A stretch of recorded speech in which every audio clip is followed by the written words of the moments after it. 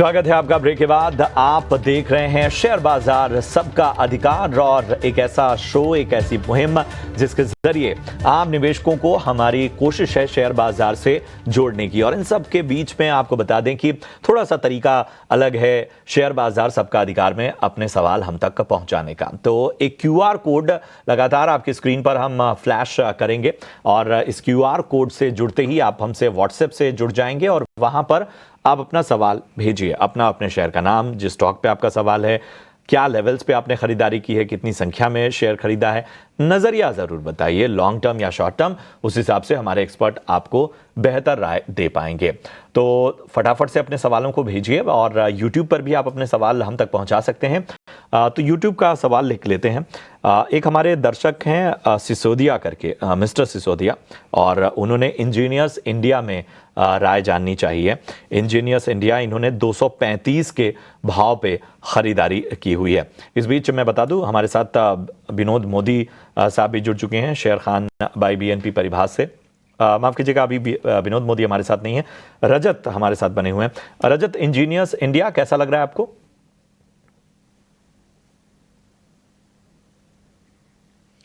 रजत जी, आप तक आवाज पहुंच रही है?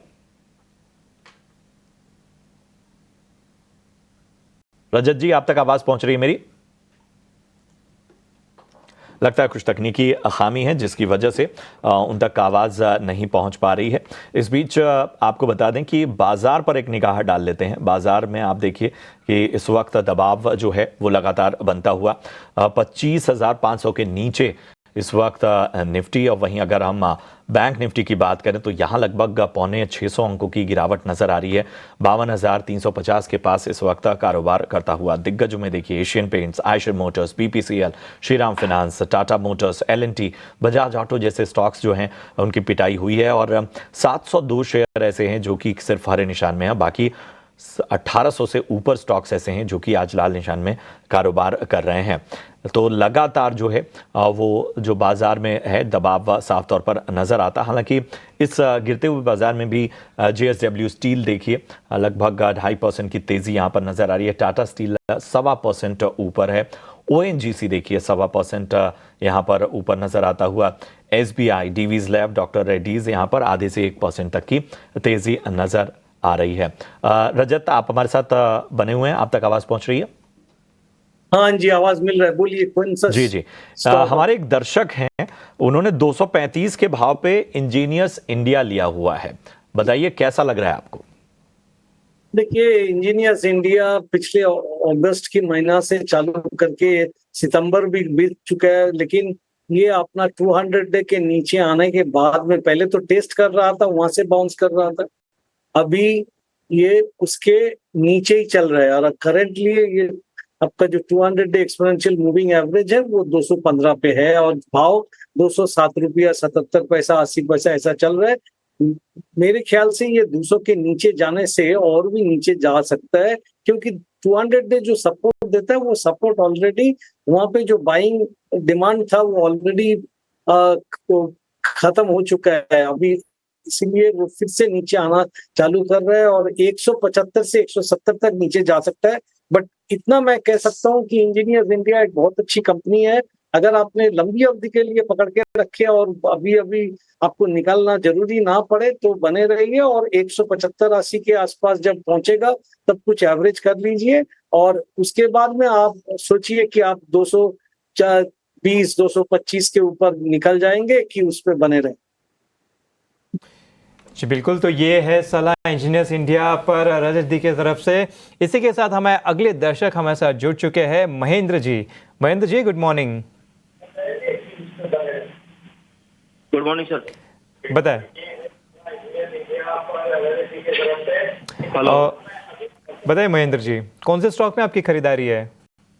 GSFC का 1000 शेयर ले रखे सर 295 पे। 1000 शेयर लेके रखे हैं आपने 295 के भाव से, ठीक है। और आपका नजरिया क्या है? 3-4 महीने रख सकता हूँ सर।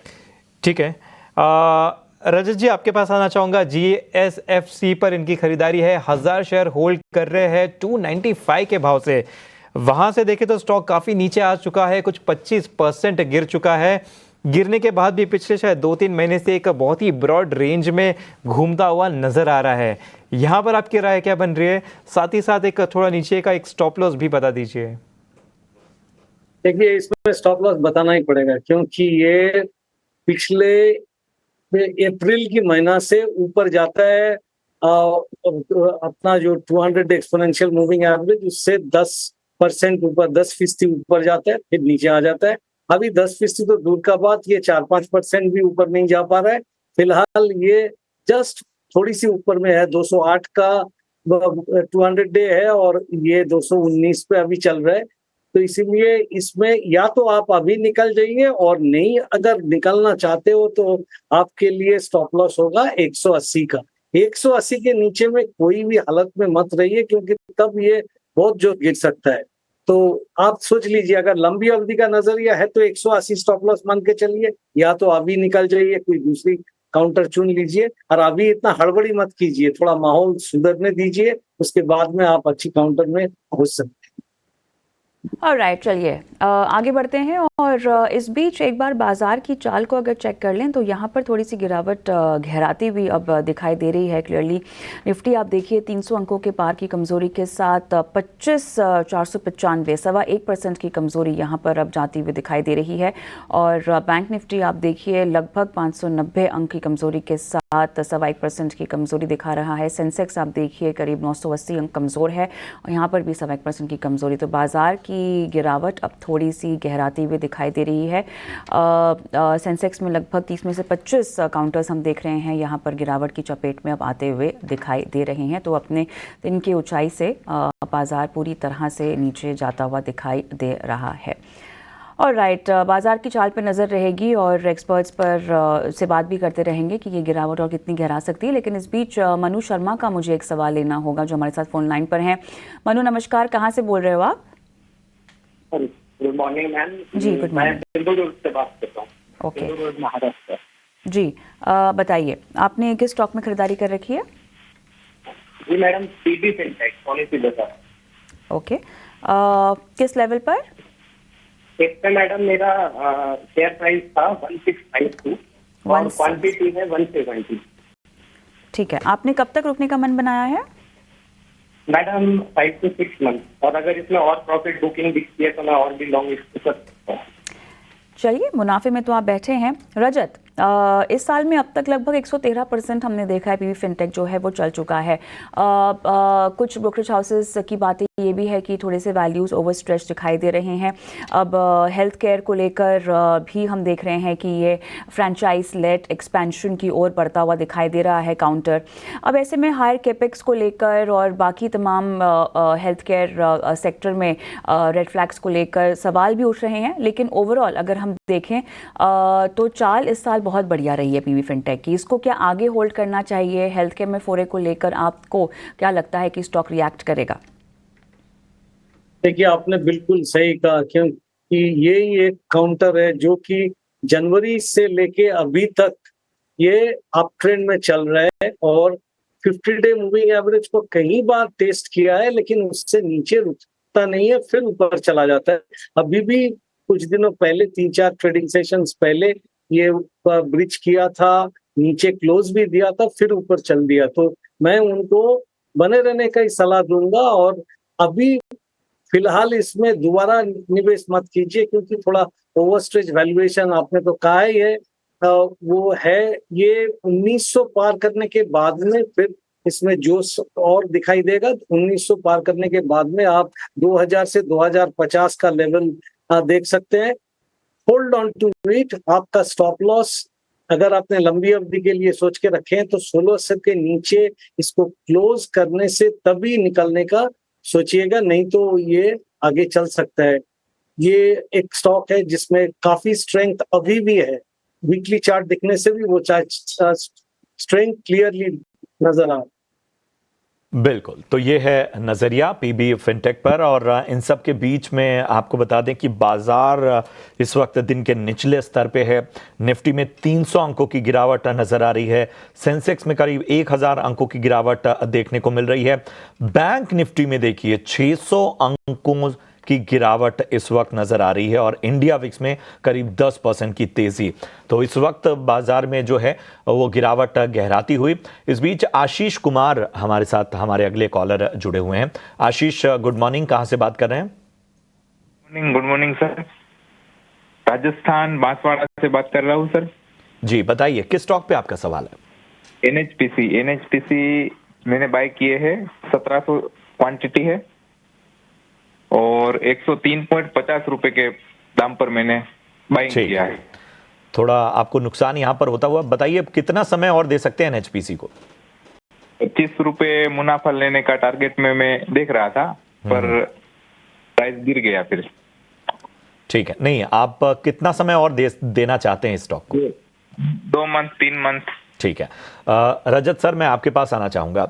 एनएचपीसी एक वक्त पे जिस तरह की रैली नजर आई और उसमें कई इन्वेस्टर जो है उस रैली में एंट्री का मौका खोजते हुए नजर आए और मेरे ख्याल से उन्हीं में से एक इन्वेस्टर ये भी हैं। 2 से 3 महीने का नजरिया एनएचपीसी, इस नजरिए से आपको कैसा लग रहा है? 103 रुपए के आसपास की बाइंग है इनकी।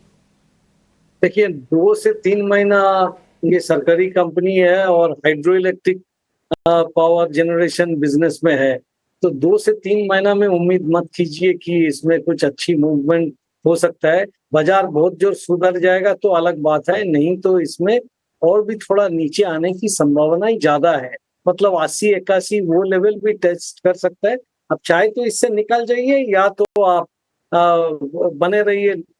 एनएचपीसी जैसा काउंटर कभी छोटी अवधि के लिए मत लीजिएगा, जब भी लेना है और स्पेशली आप जब पूरा मूवमेंट होने के बाद में इसमें घुस रहे तो आपको अभी से लेके 4-5 साल का नजरिया रखना चाहिए, तब जाके आप इसमें कमाई करेंगे, क्योंकि इसका जो पैराबोलिक मूव वो हो चुका है। अब इसमें करेक्शन की माहौल है, ये ऊपर ज्यादा चलेगा ऐसा उम्मीद मत कीजिए। चलिए इसी के साथ YouTube से कुछ सवाल ले लेते हैं, वहाँ पे काफ़ी सवाल आ रहे हैं। रजत जी आपके पास आना चाहूँगा इस सवाल के लिए। अभिषेक गुप्ता जी का सवाल है, ये टाटा स्टील पर राय जानना चाहते हैं। अगर टाटा स्टील को देखा जाए तो पिछले कुछ 7-8 सेशंस में कुछ 12-13% चढ़ चुका है, लेकिन शायद 170 पर थोड़ा सा रेजिस्टेंस लेता हुआ नजर आ रहा है। कुछ समय पहले भी इसी लेवल से रेजिस्टेंस लेके नीचे की तरफ आ गया था, अभी 3-4 सेशन से उसके ही इर्द गिर्द घूमता हुआ नजर आ रहा है। तो यहाँ पर आपकी क्या राय बन रही है? ये Tata steel looks bullish. Tata steel में ऐसा तो देखिए, स्टील में अभी डिमांड भी बढ़ चुका है और स्टील सेक्रेटरी ने भी बोला है कि जो पिछले 2 क्वार्टर पे आप नॉमिनल जीडीपी ग्रोथ से थोड़ा नीचे की ग्रोथ आया है, लेकिन अभी वो ग्रोथ बढ़ने वाले हैं। तो टाटा स्टील बोलिए कि और भी स्टील कंपनी, उन लोगों की नफा तो बढ़ेगा ही। तो इसीलिए मैं बोलूंगा कि इसमें बने रहना चाहिए। आप 145 के नीचे स्टॉप लगा के ऊपर में 180 क्रॉस करने से ये 195 से 210 की टारगेट बनाया जा सकता है। इसको होल्ड कर। यहाँ पर ये सलाह आती हुई रजत की तरफ से टाटा स्टील में। और अब दर्शकों के सवालों के सिलसिले को आगे बढ़ाते हैं। हमारे साथ शेर खान बाय बीएनपी पारिपा के हेड पीएमएस विनोद मोदी भी जुड़ गए हैं। विनोद जी आपका स्वागत है खास पेशकश में। और चेन्नई से रजनीश का मैं सवाल लूंगी। नमस्कार रजनीश। रजनीश, क्या आपको मेरी आवाज आ रही है? नमस्कार। नमस्कार, मेरा नाम राजेश है। राजेश, माफ कीजिएगा राजेश, बताइए। मेरे पास पीएनबी के 1 लाख शेयर है। ओके, किस भाव पर? और 65 रुपीज का एवरेज प्राइस पे है। ठीक है, तो उसको मैं और अभी 5 years के लिए भी वेट कर सकता हूँ। 5 साल तक? हाँ, तो क्या करना चाहिए? कोई इन्वेस्टमेंट का टारगेट है क्या इससे बंधा हुआ? नहीं, कोई नहीं। चलिए, एवरेज प्राइस करके भी आपको मुनाफा तो बहुत बढ़िया हो रहा है। बांधना भी नहीं चाहेंगे इस मुनाफे को? थोड़ा सा पार्शियल प्रॉफिट बुक करना चाहेंगे? नहीं, हाँ वो कर सकते हैं। चलिए ठीक है। विनोद साहब बताइएगा, लंबा रुकना है फिलहाल, मुनाफे में भी है, थोड़ा सा बांध लें क्या? ये स्टॉक ऑलरेडी देखे तो टॉप से अच्छा खासा करेक्ट हुआ है और स्टॉक के जो नंबर्स देखे पिछले क्वार्टर के काफी बेहतर नंबर थे, लेकिन केवल थोड़ा सा अच्छे क्वालिटी का कंसर्न आया था। उनके जो ओवरऑल स्लीपेजेस थे वो बड़े थे, जिसका जो निवेशकों को पसंद नहीं है। उसके वजह से देखो तो नंबर्स के अच्छे नंबर आने के बावजूद भी स्टॉक गिरे। नो डाउट 10 लाख करोड़ का इनका ओवरऑल लोन बुक है जो बहुत साइजेबल माना जा सकता है। आने वाले सालों में 5 सालों में अगर मुझे लगा ये 10 से 15% के बीच में, लेट्स से अगर 12% भी अगर ग्रो करे इनका लोन बुक, तो वो साइजेबल ग्रोथ होगा। एट द सेम टाइम 105 का भाव से मैं देखूं तो लगभग FY27 के वैल्यूएशन पे लेस देन 1 टाइम अवेलेबल है। और सबसे अच्छी बात है इस कंपनी की कि ओवरऑल जो इनका जो क्रेडिट टू डिपॉजिट रेशियो देखिए वो 70% और सबसे बेहतर है पब्लिक सेक्टर बैंक्स में। तो मुझे लगता है ये लेवल पे मुझे नहीं लगता बेचना चाहिए। यस, अगर उनकी पैसे की जरूरत है तो थोड़ा बड़ा प्रॉफिट बुकिंग कर सकते हैं, बट मुझे लगता है लॉन्ग अवधि के लिए ये अच्छा खासा रिटर्न बना करके देगा। ये है राय आपके स्टॉक पे। बढ़ते हैं आगे। रविंद्र हमारे साथ माफ कीजिएगा, रविंद्र हमारे साथ हैं, IRFC पे राय जानना चाहते हैं 158 रुपए पे।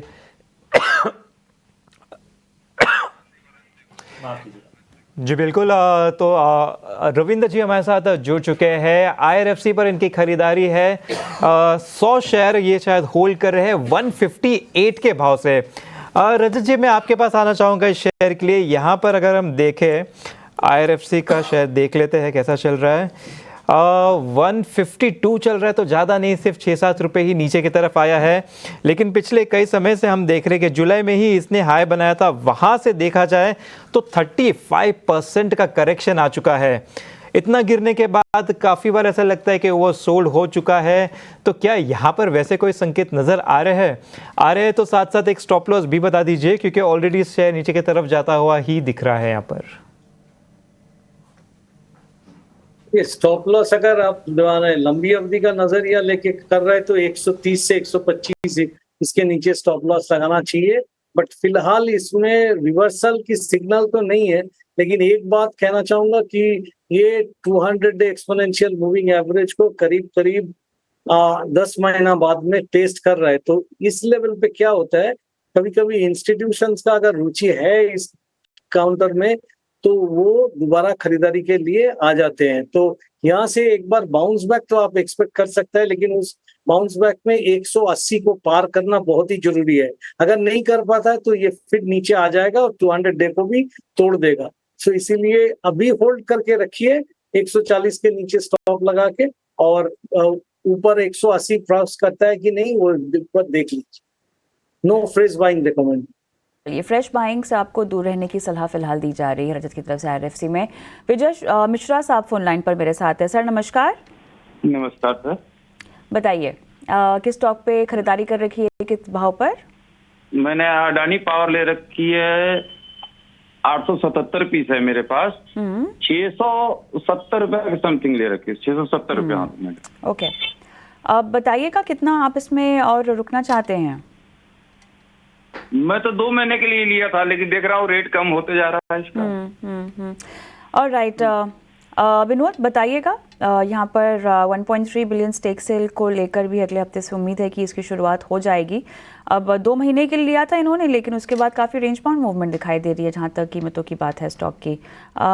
क्या कहेंगे आप, इनको फिलहाल क्या रणनीति अपनी बनानी चाहिए? लगातार 5 दिनों में देखें तो लगभग 4% तो टूट ही चुका है। 1 महीने में भी हम देख रहे हैं कि कुछ खास मूवमेंट नहीं है।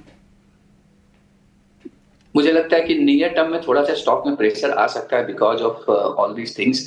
लेकिन मुझे लगता है कि अगर इनका थोड़ा सा नजरिया थोड़ा सा अगर मैं बोलूँ कि 1 साल का भी रहेगा तो ये स्टॉक अभी भी बेहतर रिटर्न करके दे सकता है। यहाँ से भी रीजन इज क्वाइट सिंपल, क्योंकि ये स्टॉक का अगर ओवरऑल देखे तो आउटलुक काफी बेहतर है। लगभग 15.5 से 16 गीगावाट का ओवरऑल कंपनी की कैपेसिटी है, और over the next couple of years ये डबल करने वाला है कैपेसिटी।